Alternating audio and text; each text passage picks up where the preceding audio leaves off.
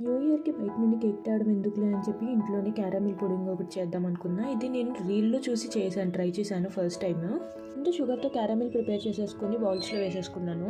తర్వాత నేను 6 bread pieces తీసుకుని అవి పీసెస్ చేసి జార్‌లో వేసుకున్నా. తర్వాత 3 ఎగ్స్ తీసుకున్నాను. చివర్లో ఇంకొక ఎగ్ ఏస్తా చూడండి. తర్వాత షుగర్ వేసుకొని 3 drops of vanilla essence and పాలు పోసుకున్నాను. దీన్ని ఇప్పుడు ఎంత వీలైతే అంత మెత్తగా గ్రైండ్ చేసుకుని మనం క్యారమిల్ వేసుకున్న బౌల్‌లో తీసుకోవాలి. నేను 2 మౌల్డ్స్ ప్రిపేర్ చేసుకున్నాను. తర్వాత ఒక పెద్ద బౌల్‌లో వాటర్ పోసుకుని ఒక చిన్న గిన్నె పెట్టుకున్నాను అనమాట స్టాండ్ బదులు. దాని తర్వాత దాన్ని ఒక 15 మినిట్స్ ఉడకబెట్టాను.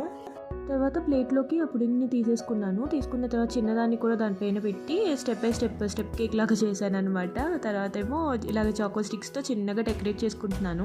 నాకు క్రీమ్ లాంటిది ఏం దొరకలేదు. సో నేను డైరీ మిల్క్ని తీసుకుని దాన్ని కొంచెం హాట్ వాటర్లో వేసి దాని క్రీమ్తో నెమ్మదిగా 2024 అని రాశాను అంతే. ఇంకా అంతకన్నా ఎక్కువ రాయడానికి ప్లేస్ కూడా లేదు.